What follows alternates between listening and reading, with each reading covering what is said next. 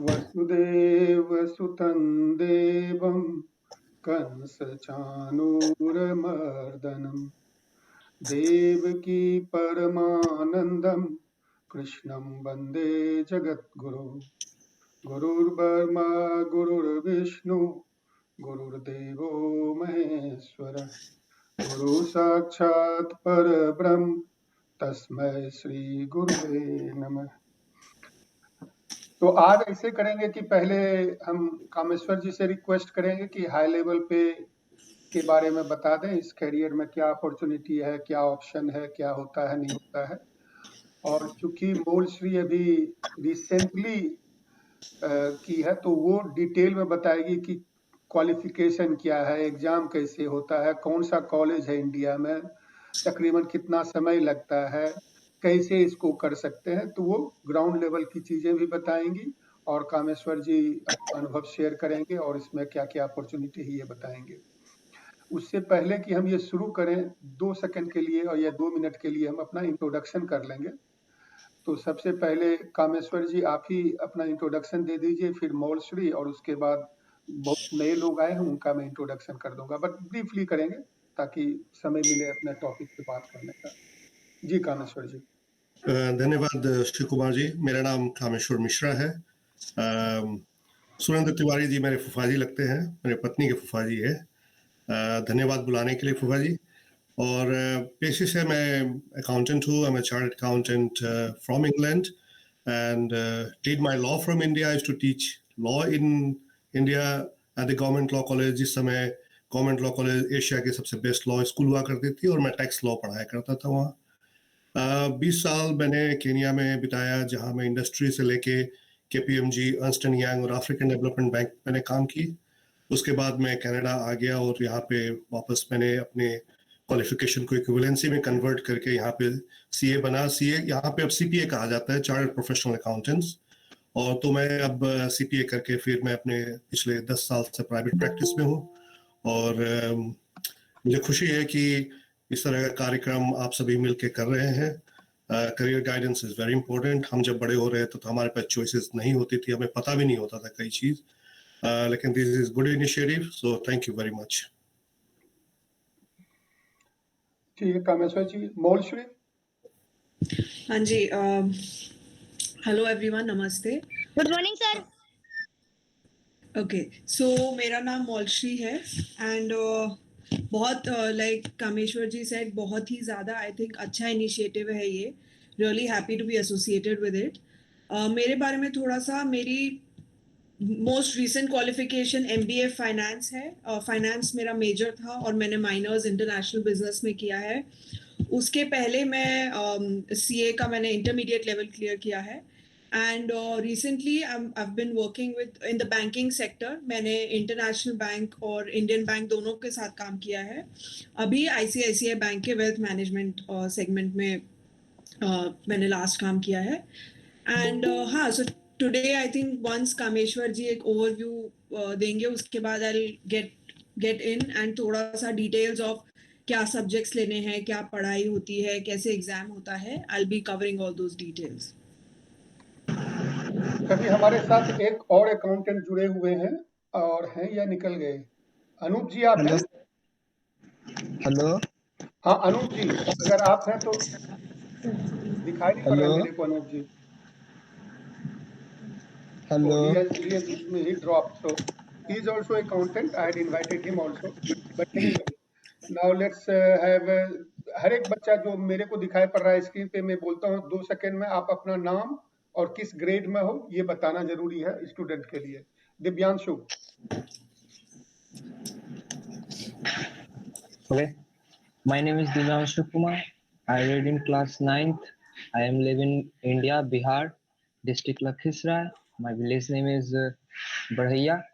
My father's name is Chanchal Kumar. My mother's name is Ansu Kumari. Thanks. Thank you Divyanshu. Anjali.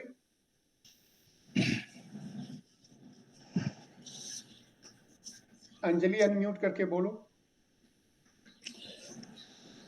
मैं screen पे जो नाम लिखा है वो बोल रहा हूँ, अगर आप किसी और फोन के साथ यूज किए हो तो मैं नहीं बोल रहा हूँ वो नाम।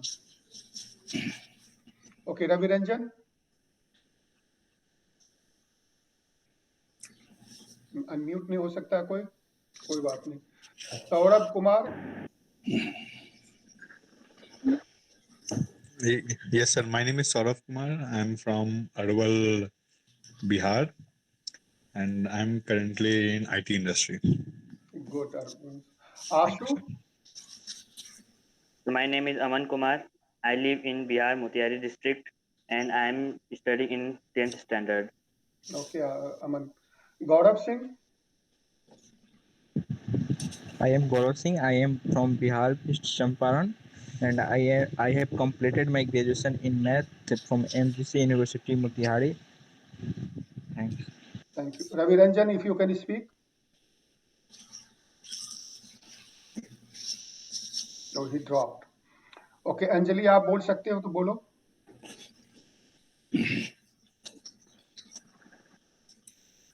Anjali, we can't hear you. Okay, let's move on. Nilanjan Maiti.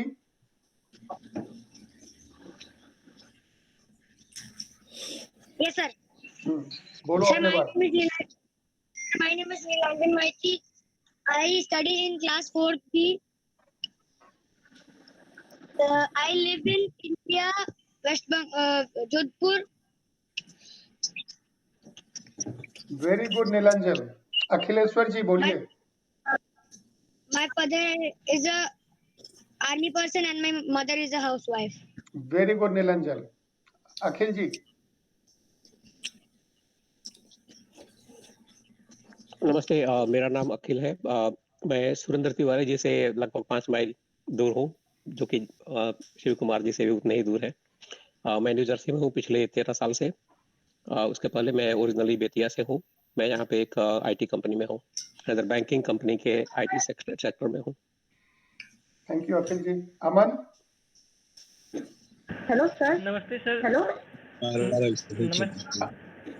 हाँ अमन बोलो। नमस्ते सर, मैं अमन कुमार हूँ।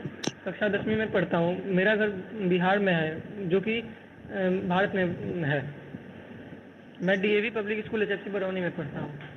बरौनी में, ठीक है अमन। अंजलि बोलो बेटी। Hello sir. Hello sir. Piyush रुक जाओ। अंजलि बोलो। Hello sir. पीयूष रुक जाओ। अंजलि बोलो। Hello sir. पीयूष एक मिनट रुक जाओ। अंजलि तुम्हारी आवाज सुनाई दे रही है, बोलो बेटा। Sir, my name is Anjali Kumari. I am from Katihar district and I'm class 12. Very good. Very good. Piyush आप बोलिए। पीयूष बोलो, अनम्यूट करके बोलो। Sir, my name is Harsh Kumar. I live in Barahia, class. My school name is Shiv Shakti Public School, class 8. Class 8। Very good Piyush. Aparna ji. Sir एक question है, मेरा नाम पीयूष नहीं हर्ष कुमार है। तो यार तुम्हारा स्क्रीन नेम पीयूष लिखा हुआ है हर्ष। हाँ सर। ठीक है, कोई बात नहीं। ठीक है, कोई बात नहीं, आगे चलते हैं। Aparna ji.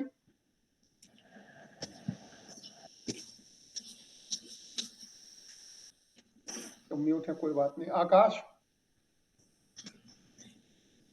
Yes, sir. My name is Akash Singh. I study in class 7th. I live in Jodhpur. Very good. Abhinav Singh. My name is Abhinav Singh. I am in class 7th and I am from UP Balia and I am currently in Jodhpur. मेरे ख्याल से सबका हो गया है और अब इस इंट्रोडक्शन को रोक करके रामेश्वर जी को रिक्वेस्ट करते हैं कि वो शुरू करें और मैं भी म्यूट हो जाता हूँ। शिव कुमार जी, धर्मेंद्र जी बच गए। धर्मेंद्र जी, सॉरी यार, धर्मेंद्र जी का कनेक्शन गड़बड़ है, वो आ रहे हैं जा रहे हैं तो कनेक्शन ठीक नहीं है। एक और हमारे स्टूडेंट लोग हैं, नंदूलाल हैं और गौरव कुमार भी हैं। तो नंदूलाल नीलांजन के भाई हैं, बड़े भाई हैं। Nandulal, do you want to say a few words? कहाँ रहते हो, क्या करते हो? Yes sir, of course, it's my pleasure to say. Sir, my name is Nandulal Maiti. I am from West Bengal but currently live in Jodhpur. I study in class 8 and my father is an army person. Okay. Gaurav ji, Gaurav Kumar. Good evening, everyone. I am Gaurav Kumar. I have done my post-graduation as MBA Marketing and Sales, and now I am working in Coal India Limited, presently working in Asansol, West Bengal. That's great. I think Shiv Kumar जी सबका हो गया। तो आप कामेश्वर जी को invite करते हैं। कामेश्वर जी आप बताएं, फिर उसके बाद मोलश्री को। धन्यवाद शिव कुमार जी। और मैं हिंदी और अंग्रेजी दोनों भाषाओं में धीरे धीरे बात करूंगा, क्योंकि मैं सोचता अंग्रेजी में हूँ तो थोड़ा सा कभी कभी मुश्किल हो जाता है हिंदी में बात करने पे। लेकिन आप मुझसे सवाल फिर बंगला, असमिया, गुजराती, मराठी, स्वाहिली, अंग्रेजी किसी भाषा में कर सकते हैं, मैं उसी भाषा में आपको जवाब दूंगा। अकाउंटिंग का हिंदी में मतलब होता है लेखपाल। या आपने हिंदी फिल्में देखी होंगी तो उसमें मुनीब जी का एक किरदार हुआ करता था। तो मुनीब जी का काम होता था कि सभी जिनके यहाँ काम करते हैं उनका सबका हिसाब किताब रखना, कहाँ से पैसे आए, कहाँ गए, किस चीज पे खर्च हुआ या कहाँ से आमदनी हुई। और ये जब तक आप हिसाब नहीं रखेंगे तो ये वाणिज्य या व्यापार के क्षेत्र में आप उतरेंगे तो आपको ये पता नहीं चलेगा कि आपने मुनाफा कमाया या अपने घर से पैसे गंवाए। जैसे आप एक उदाहरण रखिए बच्चे कि आपके घर पे भी जब आपकी मम्मियाँ होती है, मम्मियों को आपके पापा कुछ पैसे महीने में दिया करते हैं जिनसे वो अपने घर का खर्च चलाती है। तो वो एक बजट करती है कि हिसाब किताब रखती है कि भाई हमको अगर 1000 रुपए मिले तो मुझे दूध इतना लेना है, मुझे सब्जी इतनी लेनी है, या मुझे राशन इतने का खरीदना है। तो उन सब चीजों का हिसाब रखना भी एक अकाउंटिंग, उसी को अकाउंटिंग बोलते हैं कि आप किस चीज का हिसाब किताब रख रहे हैं, वो सब चीज अकाउंटिंग के संदर्भ में आता है। लेकिन अकाउंटिंग आप जब यहाँ बात कर रहे हैं तो एक करियर के हिसाब से, एक पेशे के हिसाब से बात कर रहे हैं कि आप जैसे कि डॉक्टर बनते हैं, इंजीनियर बनते हैं, आप आर्मी में जाते हैं, पुलिस में जाते हैं, IAS बनते हैं, IPS बनते हैं। तो अब अकाउंटेंट भी एक पेशा है जो काफी लाभदायक पेशा है, जिसमें एक बड़ा अच्छा करियर बनता है। और खास करके अनफॉर्चुनेटली हम बिहार के लोगों में इस पेशे के प्रति बहुत ज्यादा लगाव नहीं रहा है। काफी समय तक हम लोग ज्यादा तक फोकस करते हैं कि IAS बन जाए, IPS बन जाए, डॉक्टर, इंजीनियर या वकील बन जाए या टीचर बन जाए। लेकिन अकाउंटेंट या कॉमर्स लाइन में जाने से हम बहुत कतराते हैं। लेकिन आज के दिन में कॉमर्स जो है, वाणिज्य का जो क्षेत्र है, चाहे वो उसे हम प्योर अकाउंटिंग कहेंगे, चाहे आप इंटरनेशनल बिजनेस कहेंगे या बैंकिंग कहेंगे जो मनोश्री करती है, ये सब करियर एक बड़ा ही अच्छा और सुखदायी करियर है। सुखदायी इसलिए कि इसमें आपको एक आनंद आता है कि आप इसके तरह लोगों की सेवा भी कर सकते हैं, आप लोगों को गाइड कर सकते हैं। कई बार लोग अपने आप को बैंकरप्ट या दिवालिया घोषित कर देते हैं क्योंकि अपने अफेयर्स को, अपने पैसों को या अपने धन जायदाद को ठीक से संभाल नहीं पाते हैं। वो कहाँ वो पैसे को इन्वेस्ट करना चाहिए, जैसे मनोश्री वेल्थ मैनेजमेंट करती है तो उसमें वो बताती है लोगों की आप अपने पैसों को कहाँ रखें कि वहाँ से आपको इनकम ज़्यादा होगा या सेफ रहेगा, सुरक्षित रहेगा, आपसे नुकसान नहीं सहेंगे। तो ये सब काम भी वाणिज्य और अकाउंटेंट के पेशे में ही आता है। अब इसके कई रास्ते हैं और कई जगह अलग अलग रास्तों से लोग इसकी तरफ चलते हैं। आप इंडिया में एक सीधा साधा रास्ता ये है कि आप 12वीं में, जब 10वीं के बाद 12वीं में जाएं, 11वीं 12वीं में पढ़े तो आप कॉमर्स लाइन ले, जिसमें आपको बिजनेस मैनेजमेंट या बिजनेस एडमिनिस्ट्रेशन और अकाउंटिंग, बुक कीपिंग की कोर्सेज कराए जाएंगे। और इनका मतलब होता है कि बुक कीपिंग अकाउंटिंग लाइन का सबसे नीचे स्तर का कार्य होता है, लेकिन एक अच्छा बुक कीपर का होना एक अकाउंटेंट के लिए बड़ा ही हेल्पफुल होता है कि अगर हम किसी काम को फाइनल अंजाम देते हैं तो अगर बुक कीपर अच्छा काम किया हो तो हमारे लिए बड़ा आसान हो जाता है। तो एक बुक कीपिंग करना भी एक बड़ा ही टैलेंटेड काम होता है और वो आप एक शुरुआत है, वहां से आप वहां से आप एक लंबी सफर का शुरुआत कर सकते हैं। तो आप 10वीं 11वीं 12वीं में आप एक कॉमर्स लाइन में जाए वहाँ जो आपकी पढ़ाई होगी उसके हिसाब से आपका एक फोकस बनेगा।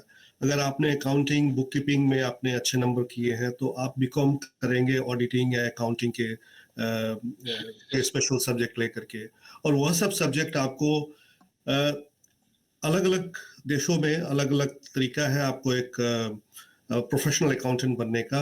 इंडिया में जैसे चार्टर्ड अकाउंटेंट कहते हैं, और उसके अलावा भी एक है जो किसी ज़माने में उसे कॉस्ट एंड वर्क्स अकाउंटिंग कहा जाता था, but I think they have change the name to management accounting, I am not sure. But दूसरा तीसरा एक लाइन और है जो कंपनी सेक्रेटरी कहते हैं उसको। कंपनी सेक्रेटरियल कोर्स के लिए भी अकाउंटिंग का होना बहुत जरूरी है, जबकि उसमें लॉ का ज्ञान होना भी बहुत जरूरी है। तो ये 3 क्षेत्र है जो आप इंडिया में कर सकते हैं। उसके अलावा आप किसी और जगह से करना चाहे तो आप अगर इंग्लैंड जाके करना चाहे तो वहाँ भी सीए होता है, और सीए के साथ में एक रॉयल चार्टर पे सेम दोनों इंस्टीट्यूट रॉयल चार्टर पे बना हुआ है जो association of chartered certified accountant which is the largest accounting body of the world. So आप दोनों में से किसी के माध्यम से आप क्वालिफिकेशन हासिल कर सकते हैं। कनाडा में जैसे पहले एक ज़माने में 3 इंस्टीट्यूट्स हुआ करते थे, उसे 4-5 साल पहले मर्ज करके अब हम यहाँ पे चार्टर्ड प्रोफेशनल अकाउंटेंट कहते हैं। इसी को अमेरिका में CPA ही कहते हैं, लेकिन उसे सर्टिफाइड पब्लिक अकाउंटेंट कहते हैं। अफ्रीका के कई जगहों पे आप CPA ही होता है, कई साउथ अफ्रीका जिम्बाब्वे में उसे चार्टर्ड अकाउंटेंट कहते हैं। तो ये अलग अलग तरीके हैं आपको ये प्रोफेशनल क्वालिफिकेशन पाने के लिए। अगर आपको बड़ी कंपनियों में काम करना है या बड़े इंडस्ट्रीज में काम करना है या पब्लिक की सेवा में, या जैसे कि आप पब्लिक प्रैक्टिस में आते हैं, जब आप लोगों को मतलब दूसरे लोगों को के लिए काम करते हैं, तो एक प्रोफेशनल अकाउंटेंट का होना, डेजिग्नेशन का होना बहुत ज़रूरी होता है। उसी की मान्यता होती है कि आप उनके डॉक्यूमेंट्स को, फाइनेंशियल स्टेटमेंट को साइन कर सकते हैं। आप उसी मान्यता के हिसाब से आप इनकम टैक्स ऑफिसेज में भी आप उनको रिप्रेजेंट कर सकते हैं। तो ये बहुत सारे तरीके हैं। अकाउंटिंग बड़ा ही जैसे मैंने कहा खुदाई है, लेकिन इस लाभदायक पेशा भी है, और ये इसमें एक बहुत वैरायटी है। वैरायटी इतना है कि आप अलग अलग चीज़ कर सकते हैं। लाइक जैसे कानून की पढ़ाई आप करें तो उसमें आप कमर्शियल लॉ कर सकते हैं, आप टैक्स लॉ कर सकते हैं, आप क्रिमिनल लॉ कर सकते हैं, आप सिविल लॉ कर सकते हैं, इंटरनेशनल लॉ पे आप कर सकते हैं, या एनवायरमेंटल लॉ पे भी कर सकते हैं आप। और एक चीज़ और बताना चाहता हूँ कि आप अकाउंटिंग के साथ में अगर लॉ कर सके तो ये दोनों का जो मिलन है, दोनों कोर्सों का जो संगम होता है, तो एक दूसरे के लिए बड़ा लाभदायी होता है। जैसे मैंने दोनों कोर्स किया है, मैंने I am a lawyer as well as a chartered accountant, so मेरे लिए बड़ा आसान होता है कई बार किसी चीज़ को समझना या किसी चीज़ को समझाना अपने क्लाइंट्स को, और दोनों को आप बड़े आसानी से कर सकते हैं। कई बार लोग एक साथ भी कर लेते, जैसे मैंने दोनों कोर्स एक साथ किए थे, लेकिन इट्स समटाइम वेरी चैलेंजिंग, तो आप दोनों को अलग अलग टाइम पे करें। और मेरा आपसे रिकमेंडेशन जरूर रहेगा, आपको मैं जरूर कहूँगा कि आप एक अच्छे करियर की शुरुआत करने के लिए आप 10वीं 11वीं 12वीं में बड़े ध्यान से अकाउंटिंग पढ़े, क्योंकि अगर आपका फाउंडेशन अच्छा होगा, आपका बेस अच्छा होगा, आप बीकॉम बड़े अच्छे से करेंगे, तो आप सीए में, क्योंकि सीए में एंट्री आई थिंक 50% या उसकी रिक्वायरमेंट है एंट्री क्वालिफिकेशन, और CA is a very difficult course. It is बहुत आसान कोर्स नहीं है। जिस तरह से IAS IPS को पढ़ाई करनी पड़ती है, मेरे हिसाब से उससे ज़्यादा पढ़ाई सीए के लिए करना पड़ता है। अगर कोई सीए बन जाता है तो उसके लिए कोई भी कोर्स करना मुश्किल नहीं होता है। तो आप ध्यान से पढ़े, मन लगा के पढ़े, आपको अकाउंटिंग के प्रति आप रखें कि ये भी एक अच्छा करियर है, सिर्फ IAS IPS बनने के सिवा या डॉक्टर इंजीनियर बनने के सिवा।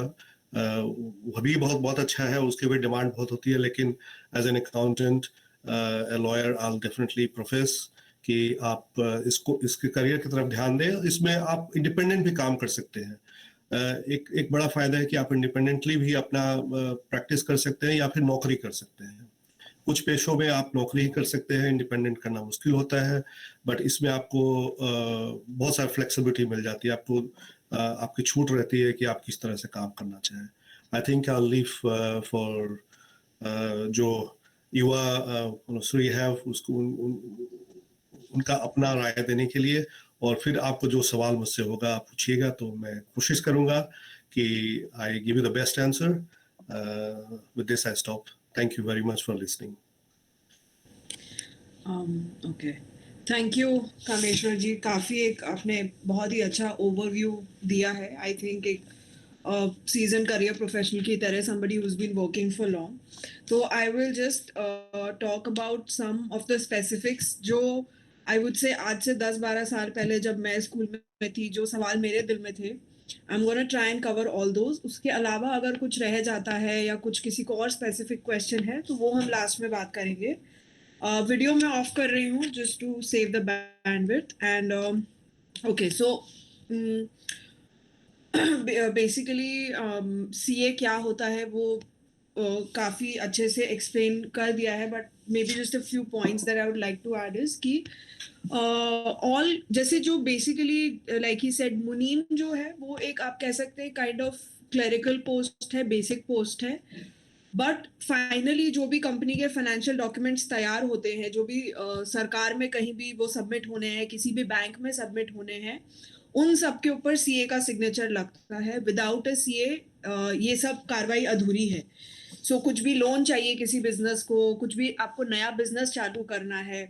Why I am telling you this is basically because CA के मतलब ये एक ऐसा प्रोफेशन है जो हमेशा जिसकी डिमांड रहेगी. मार्केट में कभी इसकी डिमांड खत्म नहीं होगी, इंडिया में हो या दुनिया के किसी भी कोने में हो.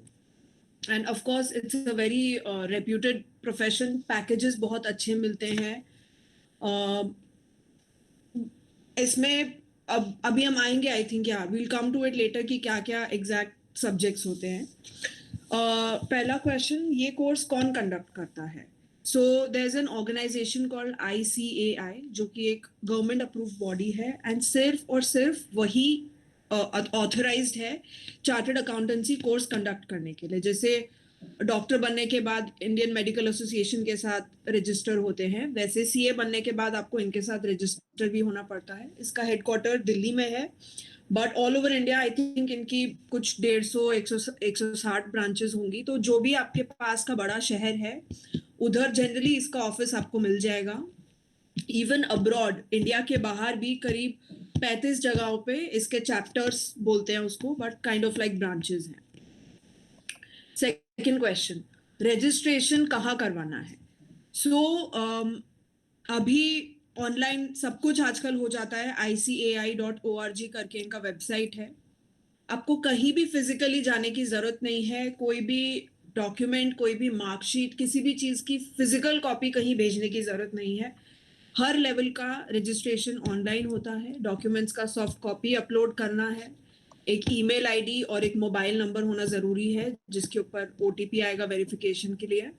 स्टडी मटेरियल वगैरह भी जो है जो इंस्टीट्यूट प्रोवाइड करती है वो भी आप ऑनलाइन उनको बोल सकते हैं, वो फिर सेंड करवा देते हैं. थर्ड थिंग, एलिजिबिलिटी क्या है? So before I begin I want to say कि ये जो प्रोसेस है सीए करने का, ये लोग हर थोड़े थोड़े साल में मार्केट रिक्वायरमेंट्स के हिसाब से थोड़ा थोड़ा इसमें चेंजेस होता रहता है, थोड़ा थोड़ा अपडेट होता रहता है.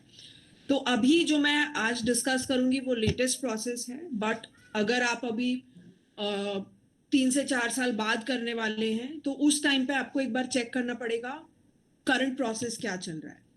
ठीक है, आज की तारीख में 2 तरीके हैं सीए ज्वाइन करने के. एक जिसको बोलते हैं फाउंडेशन रूट और दूसरा बोलते हैं डायरेक्ट एंट्री रूट. जो स्कूल के बच्चे हैं जिन्होंने 10th पास कर ली है, जो 11th 12th में है, वो लोग फाउंडेशन रूट के थ्रू एंट्री करते हैं. इसमें बेसिकली आप लोग 10th की एग्जाम देने के बाद, 10th पास करने के बाद रजिस्टर कर सकते हैं ऑनलाइन, बट एग्जाम आप सिर्फ 12th क्लियर करने के बाद या 12th में अपीयर करने के बाद ही आप फाउंडेशन का एग्जाम दे सकते हैं. गुड थिंग इज आपको 10th और 12th में कोई इसमें वो नहीं है, इतना मिनिमम मार्क्स चाहिए. Basic requirement is passing. तो अगर आपके बहुत ज़्यादा अच्छे मार्क्स नहीं भी आए हैं, दैट्स नॉट अ प्रॉब्लम. और अनदर गुड थिंग इज कि फाउंडेशन एग्जाम कोई भी स्ट्रीम के बच्चे दे सकते हैं, कॉमर्स, साइंस, ह्यूमैनिटीज. हाँ, बट अगर आपने कॉमर्स पढ़ा है तो डेफिनेटली आपको काफ़ी ज़्यादा एग्जाम में हेल्प होएगी वर्सेस अगर आप कोई और स्ट्रीम के हैं। दूसरा तरीका है डायरेक्ट एंट्री रूट, जो कि नाम से ही स्पष्ट है। फाउंडेशन कोर्स में आपको अपीयर नहीं करना है अगर आप ग्रेजुएट हैं सपोज या पोस्ट ग्रेजुएट हैं। इसमें लेकिन एक मिनिमम परसेंटेज रिक्वायर्ड है। अगर आपने कॉमर्स के कोई भी सब्जेक्ट्स जैसे एमकॉम, बीकॉम ये सब वगैरह में ग्रेजुएशन करी है या पोस्ट ग्रेजुएशन करी है तो मिनिमम 55% मार्क्स चाहिए। दूसरी कोई स्ट्रीम से अगर आपने करी है MCA, BSc, MSc ये सब कुछ करा है तो 60% मार्क्स चाहिए। सेम प्रोसेस इसमें भी आपको ICAI के साथ रजिस्टर करना पड़ेगा। अगर आप थर्ड ईयर में है या फाइनल ईयर में है अपने मास्टर्स के, आप रजिस्टर कर सकते हैं, लेकिन वो आपका उस टाइम पे प्रोविजनल रजिस्ट्रेशन माना जाएगा। रिजल्ट आने के बाद अगर आपके इतने % मार्क्स आए हैं तभी आप आगे बढ़ सकते हैं। एग्जाम्स इसके जनरली साल में 2 बार होते हैं, मई और नवंबर में, जिनका रजिस्ट्रेशन जनवरी और जुलाई में चालू होता है। ओके, इसके बाद I think quite an important question, fees कितना है ये एग्जाम करने का, खर्चा कितना आता है। सो इसमें 3 लेवल्स रहते हैं। हर लेवल की एक 1 टाइम रजिस्ट्रेशन फी रहती है जो एक बार देनी होती है, जिसके अंदर आपका स्टडी मटेरियल का कॉस्ट भी इंक्लूडेड होता है। स्टडी मटेरियल जो इंस्टीट्यूट आपको प्रोवाइड करता है। उसके बाद आप कितनी भी बार वो लेवल का रिपीट करें, आप कितनी भी बार वो एग्जाम दें, वो रजिस्ट्रेशन फीस आपको बार बार नहीं भरनी पड़ती है। बार बार आपको भरना पड़ेगा एग्जाम फीस, जो हर एग्जाम की आप समझिए करीब में भी 3 से 4 हज़ार के बीच में होगा। वो हर अटेम्प्ट पे भरनी पड़ती है। तो I will not go into specifics point by point, but अगर CA करने में अगर आप सारे एग्जाम फर्स्ट टाइम में भी क्लियर कर जाते हैं तो अराउंड 4 से 5 साल लगते हैं पूरा कोर्स खत्म करने में, जिसका अप्रोक्सीमेट खर्चा आता है करीब 90,000, तो विच इज अराउंड 18,000 हर एक साल का। सपोज 5 साल में 90,000 लग रहे हैं तो करीब करीब 18,000 पर एनम। काफ़ी सारी इसमें स्कॉलरशिप्स भी हैं, CA इंस्टीट्यूट की तरफ से हैं, जो कि आपको मेरिट बेसिस पे मिलती हैं, या फिर अगर इकोनॉमिकली वीकर सेक्शन है, मतलब माँ बाप की आमदनी साल में 2 से 3 लाख से अगर कम है, उन लोगों को हेल्प मिलती है, रैंक होल्डर्स जो रहते हैं। उसके अलावा बहुत सारे संस्थाएं हैं, ऑर्गेनाइजेशंस हैं, सामाजिक संस्थाएं जो कि अपनी तरफ से भी स्कॉलरशिप प्रोवाइड करती हैं। तो ये आई थिंक बाद का वो है, काफ़ी बाद की बात है। अगर आप लोग सीरियस हैं, इस चीज़ में जाना चाहते हैं और पढ़ाई में अच्छे हैं, तो this is something you can explore at that time. उसके बाद कितना लंबा कोर्स है, कितना टाइम लगता है करने में, क्या क्या लेवल्स हैं। So like I mention 3 level हैं, फाउंडेशन, इंटरमीडिएट एंड फाइनल। सारे लेवल अगर आप पहली बार में क्लियर करेंगे तो करीब 4.5 साल लगेंगे। बहुत ही ज़्यादा कम छात्र ऐसे होते हैं जो कि सारे लेवल एक बार में क्लियर कर पाते हैं, ठीक है। और इसमें ऐसा नहीं है कि आपको दूसरों से कम माना जाता है अगर आपके नंबर ऑफ अटेम्प्ट ज़्यादा हैं, बिकॉज यहाँ पे कोर्स इतना डिफिकल्ट है, पढ़ाई इतनी ज़्यादा वास्ट है, इतना डेप्थ में है कि it's very normal to have more than 1 number of attempts, right. काफ़ी टफ कोर्स है। I think on an average 6 साल मान के चलते हैं लोग। सिर्फ फाउंडेशन जो कोर्स है फर्स्ट लेवल, उसमें ऑब्जेक्टिव और डिस्क्रिप्टिव पेपर्स दोनों होते हैं, 2 ऑब्जेक्टिव एंड 2 डिस्क्रिप्टिव। ऑब्जेक्टिव मतलब मल्टीपल चॉइस क्वेश्चंस, डिस्क्रिप्टिव मतलब जिनके लंबे आंसर्स लिखने होते हैं, UPSC जैसे। बाकी जो 2 लेवल्स हैं, इंटरमीडिएट और फाइनल, उसमें सारे पेपर्स डिस्क्रिप्टिव हैं। फाउंडेशन में 4 पेपर होते हैं, बाकी दोनों लेवल में 8 पेपर होते हैं। ग्रुप वाइज इसमें बोलते हैं, तो आप एक बार में एक ग्रुप करके भी दे सकते हैं। ऐसा नहीं है कि, आई थिंक काफ़ी फ्लेक्सिबल कोर्स है ये, हर तरीके से काफ़ी फ्लेक्सिबिलिटी देता है स्टूडेंट्स को इन टर्म्स ऑफ एक बार आपको एक ग्रुप करना है। इसमें एज लिमिट नहीं है, या फिर इसमें नंबर ऑफ अटेम्प्ट्स पे भी लिमिट नहीं है। तो अगर आई थिंक आप हार्ड वर्किंग हैं, आप ये एक चीज़ पे टिके रह सकते हैं, तो दिस इज डेफिनेटली समथिंग जो आप क्रैक कर सकते हैं। राउंड अबाउट इसमें पासिंग जो परसेंटेज होती है, पासिंग परसेंटेज जो नीडेड होती है सीए एग्जाम्स में, अब अराउंड 50% है टोटल ग्रुप में।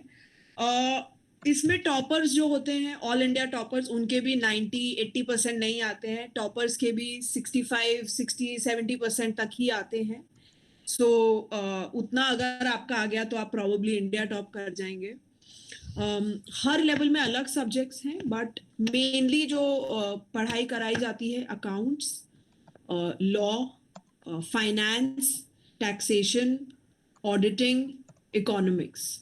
जैसे जैसे आपका लेवल बढ़ता है इन्हीं सब्जेक्ट्स में आप और एडवांस स्टडी करते हैं, और डेप्थ में जाके स्टडी करते हैं, और स्पेशलाइज्ड स्टडी करते हैं। ये थ्योरेटिकल बात हो गई। सबसे आई थिंक इम्पॉर्टेंट, सबसे कठिन, सबसे महत्वपूर्ण स्टेज जो इस एग्जाम की है वो प्रैक्टिकल ट्रेनिंग कहलाती है, और यही है जो आपके भविष्य की नींव तैयार करती है। इसमें बेसिकली क्या करना होता है, पढ़ाई करते साथ ही आपको, पढ़ाई करते टाइम ही, सीए की पढ़ाई करते हुए ही आपको एक क्वालिफाइड चार्टर्ड अकाउंटेंट के साथ आप आर्टिकलशिप करते हैं। ज़्यादातर स्टूडेंट्स का वहीं पे पहला जॉब भी लग जाता है, क्योंकि वो 3-3.5-4 साल वो सीए के साथ आर्टिकलशिप का ऑफिशियल पीरियड 3 साल है। उसके बाद अगर आपने एग्जाम्स क्लियर कर लिए हैं तो वही आपको एक जॉब भी ऑफर कर देते हैं। उसके बाद पोस्ट क्वालिफिकेशन, पूरा सीए खत्म होने के बाद भी जनरली बच्चे फर्स्ट जॉब अपनी वही करते हैं, एंड देन उसके बाद ऑफ कोर्स चेंज करते रहते हैं। इम्पॉर्टेंट चीज जो एक है, हर लेवल के लिए आपको अलग से रजिस्टर करना पड़ता है। ऐसा नहीं है कि एक मैंने फाउंडेशन कर लिया तो ऑटोमेटिकली इंटर हो जाएगा, फिर ऑटोमेटिकली फाइनल, बिकॉज बहुत लोग पूरा कोर्स नहीं करते हैं। वो कई लोग हैं जो मे बी इंटर करके या फाउंडेशन करके एक अकाउंटेंट की पोस्ट तक नौकरी करना चाहते हैं, मे बी थोड़े ब्रेक के बाद वो फाइनल करेंगे। तो अपना आप टाइम ले सकते हैं, अपना फ्लेक्सिबल शेड्यूल रख सकते हैं। फाउंडेशन मैंने आपको बताया, 10th के बाद आप ज्वाइन कर सकते हैं, 12th के बाद आप क्लियर कर सकते हैं। इंटरमीडिएट आपका फाउंडेशन एंड 10+2 के बाद करना है, और फाइनल आपका आर्टिकलशिप और इंटरमीडिएट होने के बाद आप फाइनल की एग्जाम्स देंगे। अभी आते हैं स्टडी मटेरियल एंड क्लासेस, ये कहाँ से मिलता है। सो एक ऑफिशियल सेट ऑफ बुक्स होता है जो कि सीए इंस्टीट्यूट इशू करता है। उसके अलावा ओल्ड ईयर के papers, practice papers, recommended answer booklet, ये सब आपको सी इंस्टीट्यूट की तरफ से आप ले सकते हैं। वो लोग ऑनलाइन कोचिंग भी कंडक्ट करते हैं, रिकॉर्डेड एंड लाइव कोचिंग। और उसके अलावा जो भी स्टैंडर्ड बुक्स रहते हैं वो मार्केट से या अमेजोन ऑनलाइन ऐसे वेबसाइट से आप ऑर्डर कर सकते हैं। प्राइवेट इंस्टीट्यूट्स बहुत सारे हैं जो कि online and offline studies conduct करते हैं, बट काफ़ी सारे बच्चे, I would say may be 50% का रेशियो होगा, 50% बच्चे सेल्फ स्टडी से ही करते हैं, कोई कोचिंग नहीं लेते हैं, सेल्फ स्टडी करते हैं। एंड यहाँ पे आपकी प्रैक्टिकल ट्रेनिंग बहुत काम आती है, बिकॉज जो वहाँ पे आपको सिखाया जाता है एक तरह से आप कह सकते हैं उसका ही काफ़ी सारा पार्ट आपको एग्जाम में उसमें से ही सवाल बन के आते हैं। तो अगर आपने प्रैक्टिकली वो चीज़ आती है, answering the questions becomes easier. Good news is पढ़ाई के दौरान इसमें आपको स्टाइपेंड मिलता है जब आप आर्टिकलशिप कर रहे हैं। तो फॉर्म टू फॉर्म निर्भर करता है, सीए फॉर्म कितने साइज की है, कितनी बड़ी है, कौन से शहर में है। वैसे इनका एक प्री डिटरमाइंड रेट्स रहते हैं, बट एनीथिंग बिटवीन आप कह सकते हैं 5 से लेके 15,000 तक पर मंथ स्टाइपेंड आपको मिल सकता है। 3 साल आर्टिकलशिप खत्म होने के बाद जब आप वहाँ पे एम्प्लॉय बन जाते हैं तो आपकी सैलरी डेफिनेटली इंक्रीज हो सकती है। एंड फिर जब आप पूरा सीए का कोर्स खत्म करेंगे तो फॉर श्योर आपको अच्छा पैकेज मिलेगा। नाउ बात आती है पोस्ट क्वालिफिकेशन जॉब्स, राइट। तो आई थिंक जॉब के बारे में सोचना नहीं पड़ेगा। जैसे जैसे आपके एग्जाम क्लियर होंगे आपको डेफिनेटली ऑफर्स मिलने लगेंगे। सीए इंस्टीट्यूट खुद भी प्लेसमेंट में हेल्प करती है, जो भी सबसे नामी गिरामी कंपनीज हैं वो वहाँ पर आती हैं, इंटरव्यू लेते हैं, ऑफर लेटर देते हैं। 50 लाख 60 लाख उतने लोगों के भी पैकेज लगते हैं फ्रेश सीए के। नहीं तो आई थिंक एनीवेयर बिटवीन आप 7 से 10 लाख एक्सपेक्ट कर सकते हैं एज अ फ्रेश सीए। अपनी प्रैक्टिस कर सकते हैं, ये इसमें बहुत अच्छा ऑप्शन है। अगर आपको किसी का नौकरी नहीं करनी है, अपनी प्रैक्टिस चालू कर सकते हैं। आईटी रिटर्न फाइल करना है, कंपनी रजिस्टर करानी है, ऑडिटिंग करने हैं, ये सब काम सीए जो प्रैक्टिस करते हैं वो लोग करते हैं। उसके बाद पोस्ट क्वालिफिकेशन, जैसे आप डॉक्टरी के बाद आप एमडी करते हैं, एमबीबीएस के बाद अगर आपको किसी चीज में स्पेशलाइजेशन करना है तो इसमें भी आप काफी सारी एक सेकेंड ना, जस्ट 1 मिनट।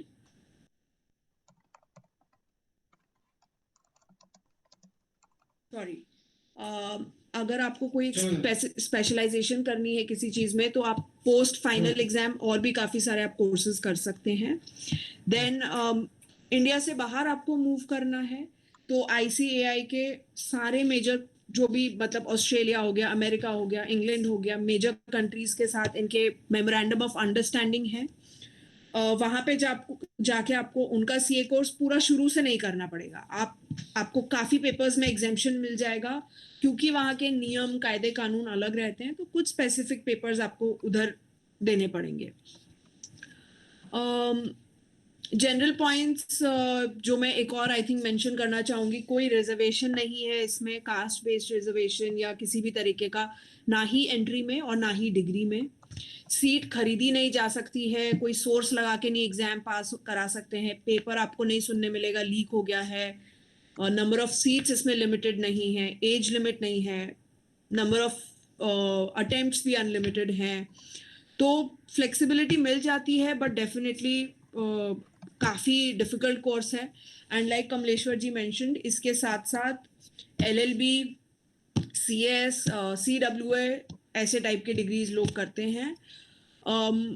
आगे की अगर आपको कहीं पढ़ाई करनी है, PhD अगर आपको कहीं जाके करनी है और आपने ग्रेजुएशन पोस्ट ग्रेजुएशन नहीं करी है, तो CA को एक पोस्ट ग्रेजुएट डिग्री का दर्जा दिया जाता है अगर आप रेगुलर कॉलेज नहीं गए हैं। इसके अलावा CA का IGNOU के साथ टाई अप है, Indira Gandhi national open university, उससे आप डिस्टेंस एजुकेशन का भी डिग्री ले सकते हैं। अगर आप सिर्फ CA पे कॉन्सेंट्रेट कर रहे हैं, आपने कॉलेज नहीं ज्वाइन किया है, बहुत सारे लोग वैसा भी करते हैं, उसमें भी अगेन आपको काफ़ी पेपर्स में एग्जेम्पशन मिलती है। UPSC भी CA के क्वालिफिकेशन को पोस्ट ग्रेजुएट डिग्री की तरह रिकॉग्नाइज करता है। And good thing is Hindi में भी आप एग्जाम लिख सकते हैं, बट डेफिनेटली अगर इंग्लिश आपकी इसमें अच्छी होनी ज़रूरी है, बिकॉज एग्जाम आप भले ही हिंदी में पास कर लेंगे, जब आप काम करने जाएंगे, कोई भी कंपनी ज्वाइन करेंगे, तो वहाँ पर फाइनेंशियल जो सारे स्टेटमेंट्स, जो डॉक्यूमेंट्स हैं, वो मोस्टली इंग्लिश में ही मेंटेन होंगे। उसके अलावा वेबसाइट विजिट करिए, पूरा ये प्रोसेस जो मैंने बताया उधर लिखा है, सारे डेट्स उधर अनाउंस होते हैं, सब कुछ उधर आराम से हो जाता है। काफ़ी सारे ये लोग रीडिंग रूम्स और लाइब्रेरीज की भी सुविधा प्रोवाइड करते हैं। एक चीज़ है, CA करने के साथ साथ आप कोई दूसरी पढ़ाई या कोई दूसरा जॉब नहीं कर सकते हैं। कुछ अगर आप कर रहे हैं पढ़ाई, जॉब तो डेफिनेटली नहीं कर सकते हैं, पढ़ाई अगर आप कुछ और करना चाहते हैं तो आपको CA इंस्टीट्यूट से परमिशन लेना पड़ेगा। I think that about covers all the major things. किसी का कुछ सवाल है स्पेसिफिक तो हम उस पे विल कम टू दैट।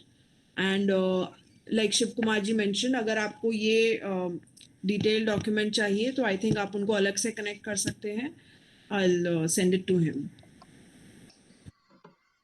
तो जैसा हमारा मेन रूटीन है कि जब स्पीकर ने अपना बात रख दिया है तो उसके बाद हम क्वेश्चन आंसर सेशन करते हैं। तो everybody please feel free to ask questions. Mostly एक क्वेश्चन मेरे तरफ से है, hopefully everybody we have the same question ji.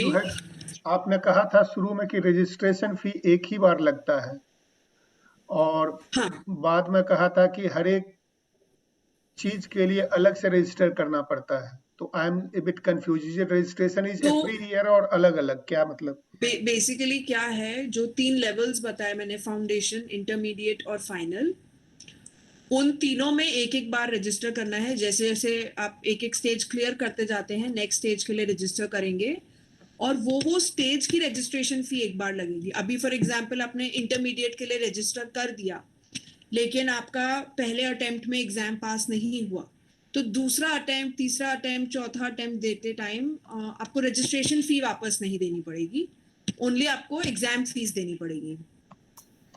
Thank you Molshree.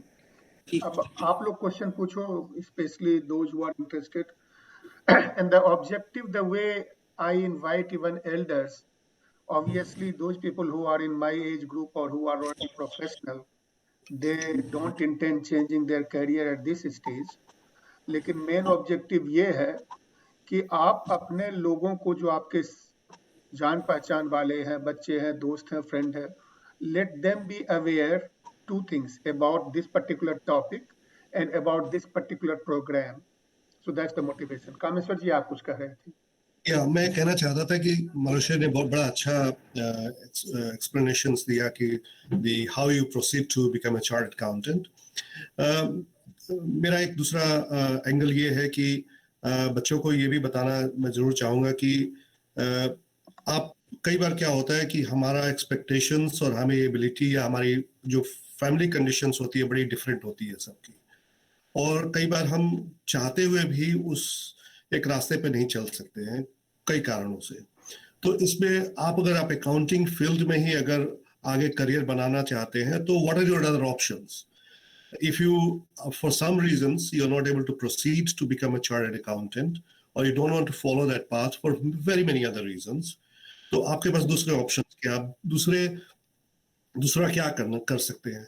तो आप, जैसे मालूश्री ने बताया कि आप एक अकाउंटेंट पोजीशन पे आप बीकॉम करके या एमकॉम करके कर सकते हैं, but you can also diversify, like आज एक जमाने में सीए भी बड़ा ही फोकस था as a financial accountant, but over a period of time, and I did not know until I went to work for KPMG, we have financial accountants, we have management accountants, we have cost accountants, we have forensic accountants, we have tax accountants.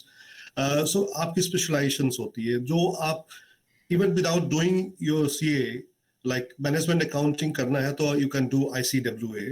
And बड़ी industries में the cost accountants are as powerful or as important as the financial accountants. जो internal documentations या pricing models करते हैं, and all this, they are specialised in that one. आप दूसरा, अगर उसी अकाउंटेंट्स के इर्द गिर्द ही रहना चाहते हैं, उस पेशे के इर्द गिर्द ही रहना चाहते हैं, तो आप इवन कंपनी सेक्रेटरी भी कर सकते हैं। Company secretary also plays a very important role in the corporate world, और it's not the same as chartered accountant, but it has a lot of equivalency, but साथ में you also have a lot of depth कि आप कानून की पढ़ाई के बारे में, corporate law, specially corporate laws, आपके foreign exchange management act, sort of things, उसके बारे में काफी कुछ पढ़ना पड़ता है आपको। तो company laws, company secretary and cost accounting are two parallel things that you can do, but then the difference between a chartered accountant and company secretary and cost accountant is that mostly cost accountant will be job oriented. You need to look for a job, but you can also be a consultant itself. Company secretaries can also do independent practice, like chartered accountants, and they're all good courses. और इन सब कोर्सों की मान्यता हर जगह है, विदेशों में भी है। आप इंग्लैंड में भी 3 अलग स्ट्रीम्स है। आपके मैनेजमेंट अकाउंटेंट है, which is run by the CIMA, Chartered Institute of Management Accountant, and then the SEC and CA. Canada में everything has been merged, America में everything has been merged, but yeah, so there are a lot of other options. आप अगर career एक accounting या वाणिज्य के इसमें पास करना चाहे, अगर उसको सफर में जाना चाहे, करना चाहे, तो आपके पास बहुत सारे और ऑप्शंस हैं।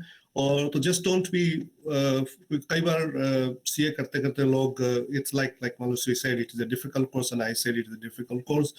अगर आप सीए कर सकते हैं तो दुनिया में कोई भी कोर्स कर सकते हैं। सो कई बार आप लोग हताश भी हो जाते हैं, बीच में छोड़ भी देते हैं, तो you still need to make a career. तो आप अपने ऑप्शंस को खुले रखिए, लेकिन ऑप्शंस के साथ में ये नहीं कि आप वो हमेशा उस ऑप्शन की तरफ ध्यान दें। आप सीए अगर कर रहे हैं तो सीए की तरफ ध्यान दें, and you will definitely be successful with that one. Thank you Kameshwar ji. अभी अनूप ड्रोलिया जी ज्वाइन किए हुए हैं, इनको भी मैं जानता हूं, ये भी अकाउंटेंट हैं। Anup Drolia ji, if you could introduce yourself for briefly, and then we will get back to question answer.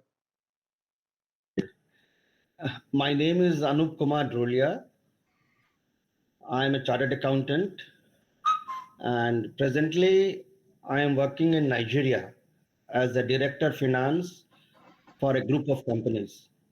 I was practically with the parent company in India, and having worked there for around 7 to 8 years, the finance director in Nigeria was retiring.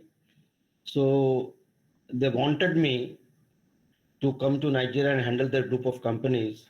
Though definitely at that point of time, if someone used to say about Nigeria, you definitely used to say, no, we would not go. So initially, I also did not want to come to Nigeria. But as said that they asked me, no, you have to go. So I have come here and I am managing all the group companies here, the taxation part, the accounting part, the finance part, everything. And I would like to say, as on date, chartered accountancy has lot of scope. जितना scope आज के दिन आप CA बनने के बाद जो scope आपको मिलता है, वो स्कोप आज के दिन इंजीनियर बनकर भी आपको नहीं मिल पाता है. Sky is the limit if you complete your CA course. I can tell you that. And there are a lot of opportunities for students outside India. And if really money is your priority, then also you get very good opportunities in African countries. So I would strongly say that yes, if you have decided to do a CA course, you should do it with your full force, and it depends upon you. Not only that, in India also now, even state-run banks are appointing fresh chartered accountants. So it is not that you get job only in the private sector, because I remember when I passed my CA accountancy, people used to say, "ठीक है भाई, 6,000, 5,000 रुपए महीने ले लो." Gone are those days. And if you want to go into your practice, again, sky is the limit. And with many of the legal requirements, and with the GST coming in and other acts coming in, it is up to you. I can give an example of one of my cousin brothers who passed chartered accountancy last 5 or 6 years. He's earning more than me. You have the reputation, you have the recognition, you have the money, and you have the power to change people the way they keep their accounts, they manage their finances and everything. So it's up to you. I can say, yes, it's the best course as on day. Thank you. Thank you, Anupji. One thing Anupji did not say is he was born and brought up in Devghar, Bihar. Yes, Bihar, now Jharkhand. Yes. मेरे माताजी पिताजी अभी भी देवघर रहते हैं. जब भी यहाँ से जाता हूँ तो एक बार देवघर जरूर जाता हूँ. तो ये जरूर है. धन्यवाद. Thank you, Anupji. Now let's get back to question answer. Any student or anybody else, whoever has question, please ask your questions. And you know our process. If the questions end, then we end the call. Sir मेरा एक sir question था sir. गौरव पूछो. गौरव बोलो. Yes sir, ma'am ने बताया जो intermediate, foundation और final, उसमें मुझे कंफ्यूजन है. वो क्या प्रोसेस है, उसको थोड़ा फिर से एक बार बतला दीजिए तो मुझे मतलब क्लियर पता.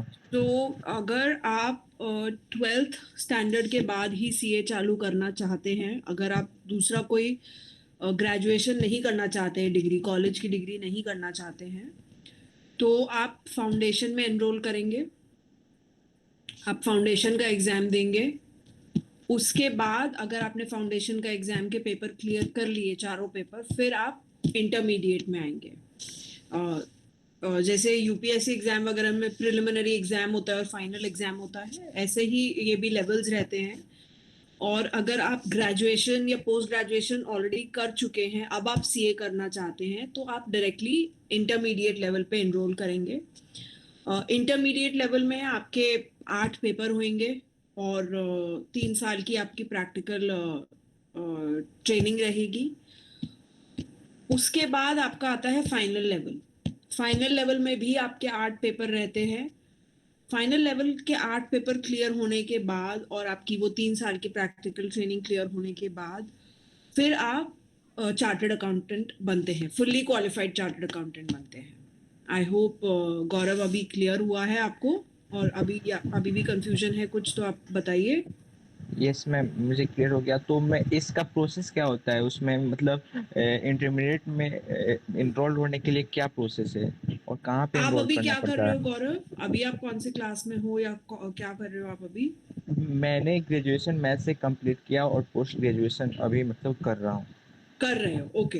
तो आप ICAI.org करके वेबसाइट है, उधर आप जा सकते हैं। उधर आपको रजिस्ट्रेशन का ऑप्शन मिलेगा, ठीक है। आप रजिस्ट्रेशन पे क्लिक करेंगे, प्रोसेस चालू करेंगे। वो लोग आपको आपका रेलेवेंट डॉक्यूमेंट्स अपलोड करने के लिए बोलेंगे। मार्कशीट्स हो गया, ये हो गया, पैन कार्ड, आधार वगैरह जो भी आइडेंटिटी बेसिक डॉक्यूमेंट्स रहते हैं। और अगर जैसे आपका पोस्ट ग्रेजुएशन अभी चल रहा है, तो आपका थोड़ा सा एडमिशन डिपेंडेंट रहेगा आपको फाइनल ईयर में कितना परसेंटेज मार्क्स आता है। उसके पहले अगर आप रजिस्टर करते हैं तो आपको प्रोविजनल एडमिशन मिल जाएगा। बाय चांस अगर आपको 55-60% से आपके कम मार्क्स आते हैं तो फिर आपको प्रॉब्लम होगी, लेकिन अगर आप उतना मार्क्स ले आते हैं तो आपका रजिस्ट्रेशन हो चुका है। आप एक certain minimum amount of study period रहता है। जैसे अगर आपने आज रजिस्टर करा है तो कम से कम 8 महीने के स्टडी पीरियड के बाद ही आप इंटरमीडिएट का एग्जाम दे सकते हैं। तो वो सब आपको वहाँ स्पेसिफिक डिटेल्स मिल जाएंगी। बट आप अगर करने का सोच रहे हैं तो डेफिनेटली गुड टाइम, आप एक बार वेबसाइट विजिट करिए और आप अपना एलिजिबिलिटी के हिसाब से रजिस्टर उधर कर सकते हैं।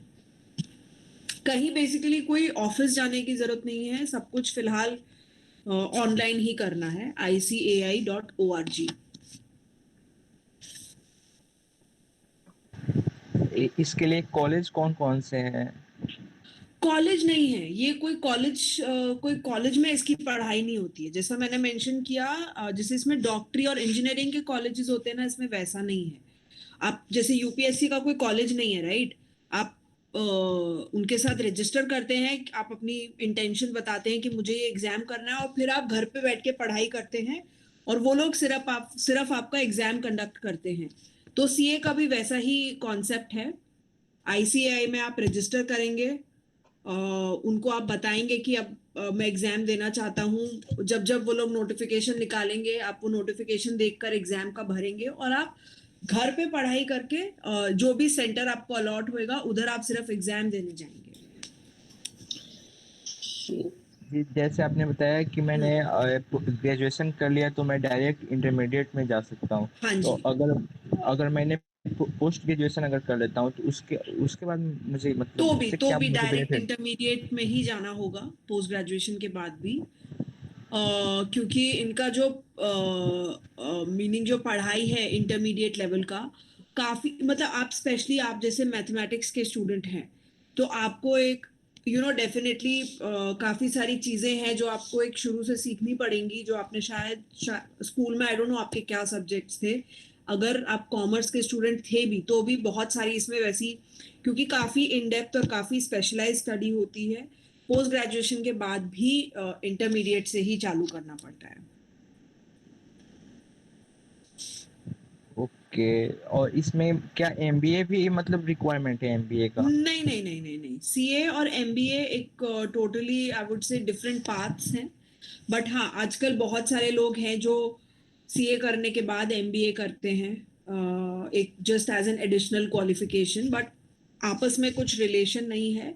हाँ, काम आजकल एक तरह से मैं बोलूँगी कहीं किसी जगह पर, स्पेशली अगर आप एमबीए फाइनेंस में करते हैं तो थोड़े बहुत कुछ ओवरलैपिंग चीज़ें हो सकती हैं। बट ऐसे एकदम एमबीए थोड़ी जेनेरिक और थोड़ी मैनेजेरियल पोस्ट होती है और सीए एक काफ़ी टेक्निकल पोस्ट होती है। MBA में अगर आप MBA करके कोई कंपनी ज्वाइन करते हैं तो मैनेजमेंट ओरिएंटेड आपको रोल्स उसमें रहेंगे। CA में भी डेफिनेटली एज अ CA आपके अंडर एक काफी टीम रहेगी, उनको आपको मैनेज करना पड़ेगा, बट आपसे एक नॉलेज लेवल, एक एक्सपर्टीज लेवल आपसे ज्यादा एक्सपेक्टेड रहता है as a chartered accountant. Deepika और कामेश्वर जी, मैं गौरव के सवाल से संबंधित एक सवाल पूछ रहा हूँ। मेरे ख्याल से जो बच्चे हैं हमारे ऑडियंस, जैसा आपने देखा 7वीं 8वीं क्लास से लेके IT के प्रोफेशनल तक लोग हैं, और जैसे गौरव हैं पोस्ट ग्रेजुएशन कर रहे हैं, और भी 1-2 लड़के होंगे ऐसा कर रहे होंगे। तो एक सवाल जो लोगों के मन में था वो था, हम लोगों ने कंसंट्रेशन किया है चार्टर्ड अकाउंटेंसी पर एज अपोज टू अकाउंटेंसी पर। अकाउंटेंट और चार्टर्ड अकाउंटेंट में फ़र्क है, और जो ऑडियंस है, और बिहार में हम लोगों को अकाउंटेंट और चार्टर्ड अकाउंटेंट इन दोनों की समझ में अंतर नहीं समझ में आता जो अंतर है। और दूसरा कि हम सब अकाउंटेंट थोड़ा मोड़ा समझने लगे हैं। तो जैसा कामेश्वर जी ने बताया कि भाई वो दोनों अलग अलग चीज़ें हैं, लेकिन जरा हमें ये बताएं आप लोग कि जो बच्चे 8वीं 10वीं क्लास में हैं, पहले तो वो क्या करेंगे। ये जो गौरव ने सवाल पूछा ना, वो कंफ्यूजन इसलिए है कि हमने इतनी पढ़ाई कर ली, अब हमें फिर से इंटरमीडिएट में पढ़ना है। इंटरमीडिएट मतलब जो भी कोर्स का इंटरमीडिएट है, तो ये समझ में नहीं आता। चूंकि हमने मैथमेटिक्स की पढ़ाई की है, तो हमें और क्या पढ़ना पड़ेगा कि हम वो इम्तहान दे सकें, क्योंकि हम बिना पढ़े तो इम्तहान दे नहीं सकते। तो कहाँ पढ़ेंगे, क्या पढ़ेंगे, तो वो थोड़ा समझाना जरूरी है कि किस तरीके से जिसने BSc मैथमेटिक्स में किया है उसको और क्या जाके स्कूल में पढ़ना पड़ेगा ताकि वो अकाउंटिंग प्रोफेशन के तैयार हो सके। चार्टर्ड अकाउंटेंट के लिए नहीं, अकाउंटिंग प्रोफेशन के लिए। तो वो जरा सा समझाना आवश्यक है। आई थिंक जो सेकेंड राउंड में मैंने कहा था कि चार्टर्ड अकाउंटिंग के अलावा बहुत सारे और ऑप्शंस हैं। अगर आप चार्टर्ड अकाउंटेंट नहीं बनना चाहें, chartered accounting is obviously the cream of the cream, लेकिन अगर सिर्फ लेखपाल का ही काम करना है, या मुनीब का काम करना है, या बुक कीपर का काम करना है, which is also like you can make a good living out of it, but एक फाउंडेशन है। अगर उसका फाउंडेशन भी आपके पास अच्छा है तो आप आगे भी प्रगति कर सकते हैं। तो उसके लिए बेसिक पढ़ाई है कि आपको कॉमर्स की स्ट्रीम में जाना जरूरी है। कॉमर्स की स्ट्रीम में आप मैथमेटिक्स पढ़े, BSc मैथमेटिक्स भी किया, तो वो आपने प्योर मैथ्स किया या अप्लाइड मैथ्स किया, डिपेंड करता है आप किस एक लाइन पे है। हम यहाँ फाइनेंशियल मैथमेटिक्स की बात करते हैं, जो थोड़ा सा अंतर होता है। 2+2 या बोर्ड मास का फॉर्मूला वहाँ भी अप्लाई होता है जहाँ जरूरी होता है, लेकिन हम उसके अलावा बिजनेस जो है, बिजनेस कैसे करते हैं, बिजनेस में क्या एक्टिविटीज होती है, उसका हिसाब किताब रखने के लिए हम अकाउंटिंग या अकाउंटेंट को रखते हैं। तो जनरली 10वीं के बाद में कॉमर्स स्ट्रीम में लोगों को जाना चाहिए, और आजकल कई जगहों पे 9वीं 10वीं में भी कॉमर्स स्ट्रीम के कुछ सब्जेक्ट जैसे बुक कीपिंग और अकाउंटिंग पढ़ाना शुरू कर दिए हैं। At least I know in foreign countries it is there. India में probably maybe I'm not too sure about it, but अगर 11वीं 12वीं में तो डेफिनेटली आप कॉमर्स स्ट्रीम ले, उसमें आपको बुक कीपिंग, अकाउंटिंग, कई बार आपको टैक्सेस के बारे में पढ़ाया जाएगा, आपको बिजनेस मैनेजमेंट पढ़ाया जाएगा, बिजनेस एडमिनिस्ट्रेशन, ऑफिस एडमिनिस्ट्रेशन, ये सारे विषय पढ़ाए जाएंगे। ये सब चीज आपको प्रिपेयर करेगी to become a general accountant, an accountant who can work at a mid level और ए लो लेवल। अगर उसी को आप ज़्यादा फॉलो करके आप अच्छा बीकॉम में करते हैं, एमकॉम करते हैं, उसमें मैनेजमेंट अकाउंटिंग कर लेते हैं, आप कॉस्ट अकाउंटिंग करते हैं, या कंपनी अकाउंटिंग, आप एक सोल प्रोप्राइटर जो है, एक अकेले आदमी जो बिजनेस कर रहा है, उसकी अकाउंटिंग के रिक्वायरमेंट, उसके बुक कीपिंग के रिक्वायरमेंट, और एक जो कॉर्पोरेशन है, जो कंपनी है, उसके अकाउंटिंग के रिक्वायरमेंट दोनों अलग अलग है। क्योंकि सोल प्रोप्राइटर जो अकेले आदमी चला रहा है, उसकी लीगल रिक्वायरमेंट अलग होती है, और कंपनी की लीगल रिक्वायरमेंट अलग होती है, क्योंकि वो कंपनी लॉस के कारण उसको कई चीज़ों का कई चीज़ों को ज़्यादा फॉलो करना, रूल्स को फॉलो करना पड़ता है। तो आप एक अगर 12वीं या बेसिक अकाउंटिंग के बाद में एक कंपनी का अकाउंटिंग करना, it's not going to be easy. So आप अच्छे से अगर बीकॉम करें या एमकॉम करें, उसमें आप तरह तरह के अकाउंटिंग के सब्जेक्ट्स है, जैसे कि आप फाइनेंशियल अकाउंटिंग करेंगे, कॉस्ट अकाउंटिंग करेंगे, मैनेजमेंट अकाउंटिंग करेंगे, ये सब पढ़ाई करने के बाद उसमें कंपनी लॉ भी पढ़ेंगे आप, ताकि आपको पता चले कि भाई आपने कैसे उनके वो कंपनी लॉ के रिक्वायरमेंट्स को आप कैसे फुलफिल करेंगे। आपको अकाउंटिंग स्टैंडर्ड्स होती है जो कि हर कंट्री में जनरली अलग अलग होते हैं, बट IFRC है जो इंटरनेशनल फाइनेंशियल रिपोर्टिंग स्टैंडर्ड्स है, और इंडिया उसको इसके पहले गैप कहा जाता था, जनरली एक्सेप्टेड अकाउंटिंग प्रिंसिपल्स। अब उसको इंटरनेशनलाइज करके उसको एक यूनिफॉर्मिटी दिया जा रहा है, इसलिए उसको IFRS के तहत में कई कंट्री ने अडॉप्ट कर लिया, कई जगह नहीं की है। तो ये सब जब आप पढ़ाई करेंगे एमकॉम वगैरह में भी, तो वो सब पढ़ाया जाएगा आपको accounting standard as a CA and other courses. वहाँ आपको you become a professional in how to implement that, but यहाँ पे भी आपको बहुत अच्छा सिखाया जाएगा। तो ये अगर आप सब करेंगे तो as a normal accountant you can work in big corporations as well, and if you are good enough you can also still करके भेज देना। 5,000 रुपया था ना बचा हुआ। 85 के 1,000 रुपए गायब हो गए, अभी वो हिसाब कर रहे हैं, अकाउंटेंट चाहिए उनको अभी। बोलिए कामेश्वर जी, बोलिए। Yeah, so no, that was lighter moment, but yeah, so ये आप बीकॉम एमकॉम, लेकिन आपको कॉमर्स की पढ़ाई करनी पड़ेगी। आप साइंस में मैथमेटिक्स पढ़ करके अकाउंटिंग के क्षेत्र में आ करके आप डिलीवर नहीं कर सकते, क्योंकि दोनों अलग अलग विषय है। तो आप उसको कॉमर्स 11वीं 12वीं से करें, वो फाउंडेशन अच्छी रहेगी, फिर आप बीकॉम करें, एमकॉम करें, आप PhD कर सकते हैं, प्रोफेसर बन सकते हैं आप। So if you don't want to follow the path of chartered accounting because it is a difficult course, ये IPS और IAS से भी ज्यादा मुश्किल काम है। I'll be very honest, you know, like भले हम कहें IPS IAS, but CA is a different ball game altogether। तो आप ये सारी पढ़ाई आप 11वीं 12वीं से शुरुआत करें तो आपको फाउंडेशन अच्छी रहेगी, फिर आप उसको बीकॉम में तब्दील करें, अच्छे कॉलेज में जाए, पढ़ाई करें, प्रैक्टिस करें। जैसे मैथ्स की प्रैक्टिस करते हैं तो आप उतना बेहतर बनते हैं मैथ्स में। अकाउंटिंग में भी वही चीज होता है कि आपको प्रैक्टिस बहुत करना पड़ता है, आप उसको थियरी की तरह नहीं पढ़ सकते। एमकॉम कर ले and if you are good enough you will still get a good job in accounting field.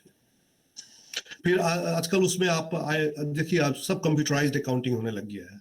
आप जैसे इंडिया में आपके टैली चलते हैं, बड़े बड़े कंपनीज आपको SAP का इम्प्लीमेंटेशन कर दी है, like in all other countries QuickBooks है, Sage 50 है। These are the different IT programs जो कंप्यूटराइज्ड अकाउंटिंग प्रोग्राम्स है, उसके बारे में भी आपको ज्ञान होना जरूरी है, क्योंकि अब लोग मैनुअली अकाउंट्स को मेंटेन नहीं कर रहे हैं। लेकिन आपका कंसेप्ट अच्छा है तो आप इस चीज को कंप्यूटराइज्ड अकाउंटिंग में के द्वारा भी के प्रोसेस में भी आप अच्छे से उसको मेंटेन कर सकते हैं। क्योंकि हमने अपने प्रैक्टिस में बहुत लोगों को देखा है जो सॉफ्टवेयर सीख जाते हैं लेकिन उनका अकाउंटिंग कंसेप्ट ठीक नहीं होता है, तो वो उनका जो रिजल्ट होता है, उनका जो बुक कीपिंग होता है, वो बहुत ही लो लेवल का या अनएक्सेप्टेबल लेवल का होता है। So you can also integrate yourself with good IT knowledge, and if you combine both IT and commerce का knowledge, तो you can still make a good career out of it.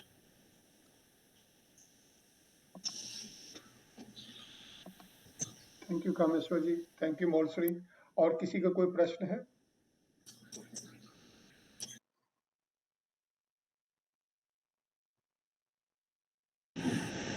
Good evening, sir. I have a couple of questions.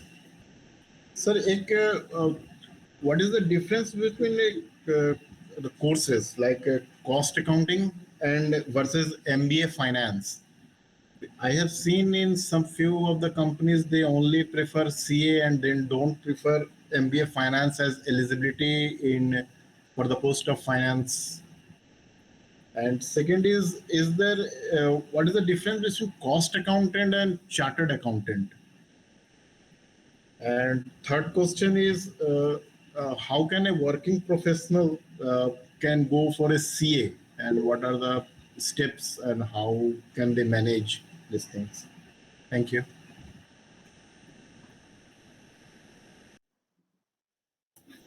Okay, I think I'll tell you a bit of difference between a chartered accountant and cost accountant. Probably Malushri can guide you whether you can do chartered accounting while you are working. Because I think she has a good grasp over that. See, chartered accountant is generally the face of a public accountant. You can work for a company, but you can also work independently. You can be in private practice, which is basically in public practice. As a cost accountant, you are mostly dealing with the management accounting part of it. कि आप जो reports बनाते हैं वहाँ पे या आप company के product के pricing model करते हैं, costing model करते हैं, वो management के नजरिए से करता है, वो internal document होता है, वो internal management उसके ऊपर internal decisions उसी के base पे लेती है. So you play a very important role in guiding the management or helping the management make the right decisions. कि अगर suppose एक product बनानी है, एक launch करनी है product या product की pricing करनी है. I'm just giving you one example. There are too many examples on that one. कि लेकिन जैसे pricing करनी है, अगर एक step पे pricing होती है, आपके वो अलग-अलग costing methods होते हैं, standard costing है, absorption costing है, 50 तरह के आप models hybrid use कर सकते हैं. तो अगर एक product को launch करना है, अगर वो profitable नहीं है, तो should the management produce that product and launch it or no? So ये सब काम में cost accountant helps the management make those decisions. So cost accounting का अपना एक क्षेत्र है and it's also a specialized one.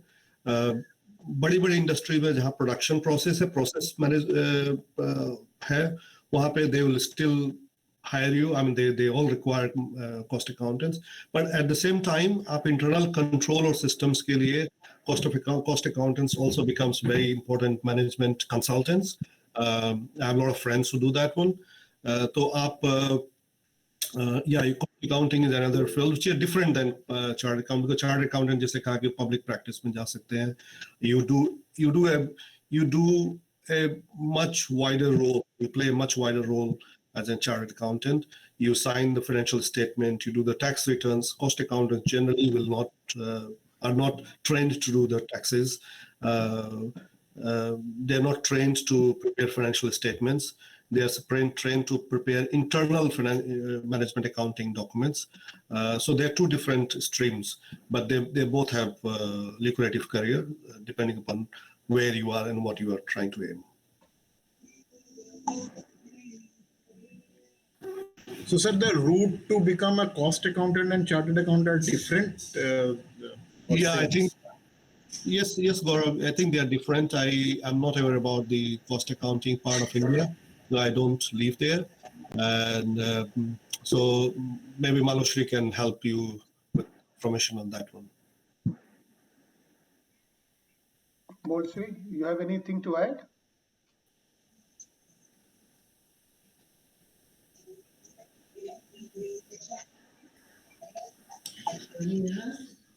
But also, Sivakumar, sorry, Gaurav, the Institute of Cost and Works Accountant, I don't know if they're still called the same. They are based in Calcutta. If you log into their website, they'll probably give you the guide on how you can apply for cost accounting. And the Institute of Chartered Accountant, obviously, Malushri gave the website. They are based in Delhi, at the head office in Delhi. So there are two different streams. Yeah, the qualifications are almost, the requirements are almost the same, and the levels of exams are almost the same, but the subject and the depth of the subject is different.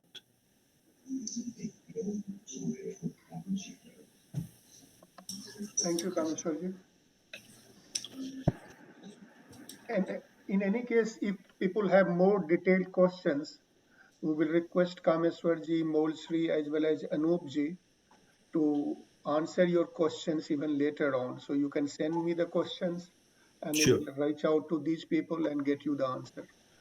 Obviously, I am nowhere accountant by any stretch of imagination, so I don't have the answer.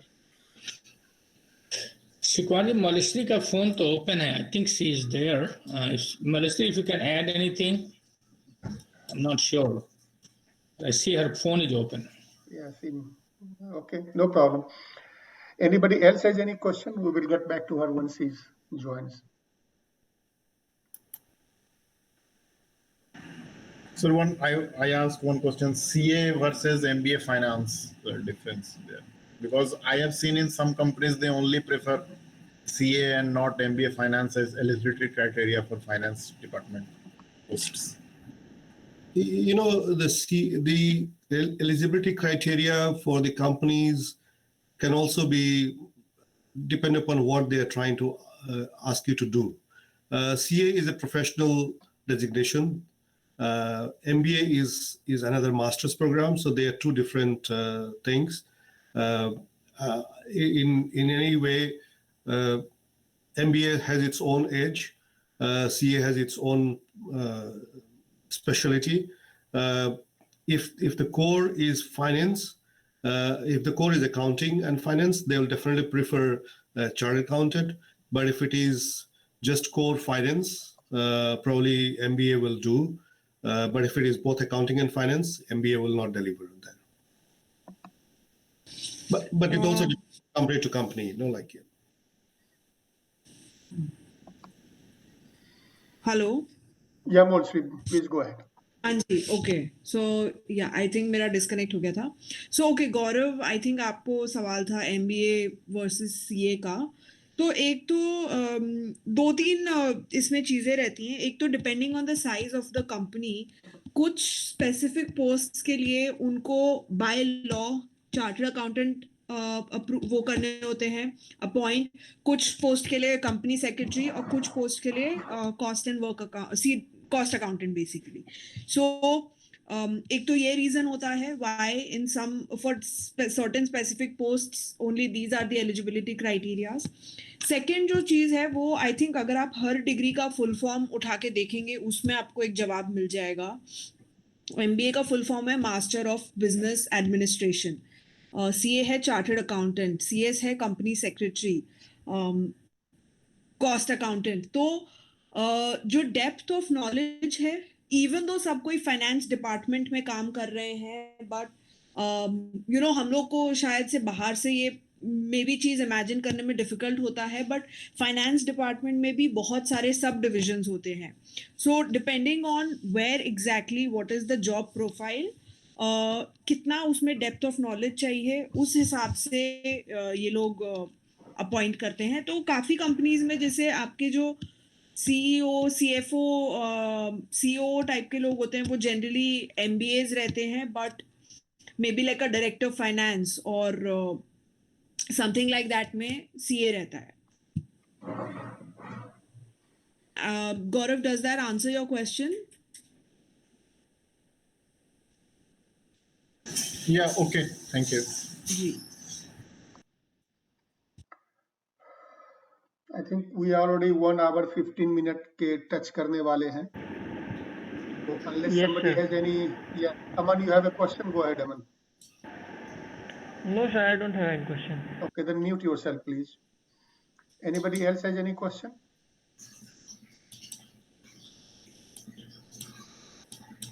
So, Shiv-Kumar ji, and Moleshri and Kameshwar ji, Anup ji,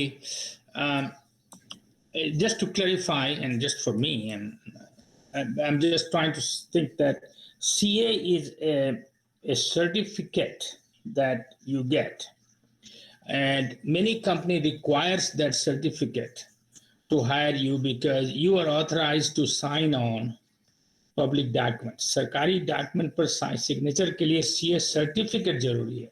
तो CA एक certificate है और MBA जो है वो एक पढ़ाई है. Am I right? जी, I think you summarise that well. बिल्कुल. एंड जबकि MBA फाइनेंस में भी आपको CA वाले सब्जेक्ट्स थोड़े बहुत पढ़ाए जाएंगे, but the depth of studies nowhere close to CA. उसमें एक आपको ऊपर से सब चीज़ की नॉलेज दी जाएगी. उसमें भी आपको ये सारे सब्जेक्ट्स पढ़ने पड़ेंगे ताकि आप बाकी लोगों से काम करा सकें, आप बिजनेस मैनेज कर सकें, आप क्लाइंट्स को चीज़ें समझा सकें, आप कंसल्टिंग कर रहे हैं. तो एक आई वुड से MBA काफ़ी वाइड कोर्स है, बट CA एक काफ़ी डीप कोर्स है. वैसे आप इसको समझ सकते हैं. मैं अंतर ये बताना चाहता था कि MBA फाइनेंस जो है वो अकाउंटिंग कंपनी के अकाउंटिंग डॉक्यूमेंट पर साइन नहीं कर सकता. उसके सिग्नेचर का कोई मतलब होगा, लेकिन हाँ, चार्टर्ड अकाउंटेंट के सिग्नेचर का मतलब होगा उस document.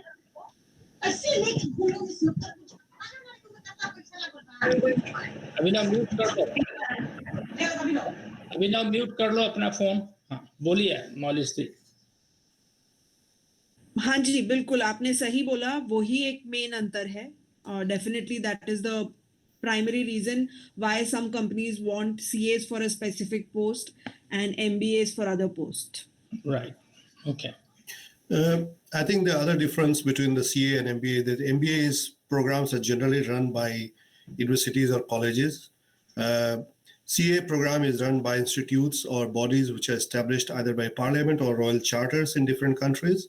Like England, it is by royal charter. In Canada, it is by the parliament. In India also, it is a law by parliament, act of parliament. So these are bodies established. They are deemed to be, they are very independent of the universities, and they prepare you for a very different purpose. But apart from just because you become a chartered accountant, you cannot sign the documents. You have to get a practice license from the institute to actually sign the document. And the requirements you have to comply every year. But that's something which is different than what we're discussing today. So let's prepare these kids to become chartered accountant and guide them to where they want to be. And those things, they will fall in its place as they progress.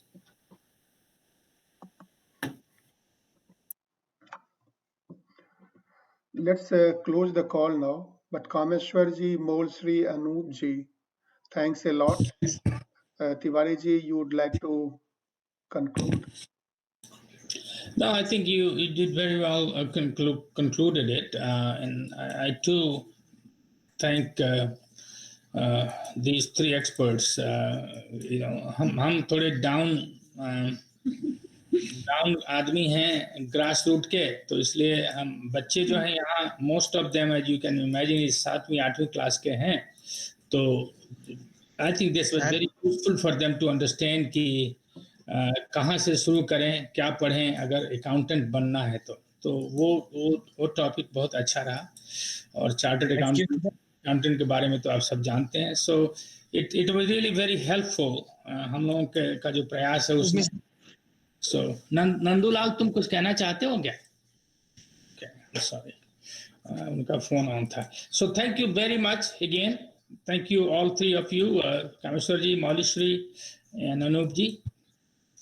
Thank you for having us. किसी को भी कुछ भी सवाल है आप definitely बाद में भी कनेक्ट कर सकते हैं, कुछ भी डिटेल में पूछना है तो I will be happy to help. Thank you very much. And everybody knows what Banprasth Punarutthan Yajna is. So just remain associated. As of now, we are having about 7-8 classes going on. And we'll like to solicit your help in getting it forward and trying to contribute to the society. Anybody who wants to say final words, then you are most welcome. Otherwise, you will close the call. I would say thank you very much for the initiative and inviting us. It's very professionally, very self-satisfying to us as well. So thank you very much for doing what you're doing. Thank you, Kameshwarji. Anybody else?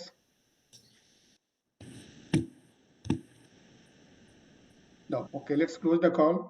Jai Hind. Bye. Jai Hind.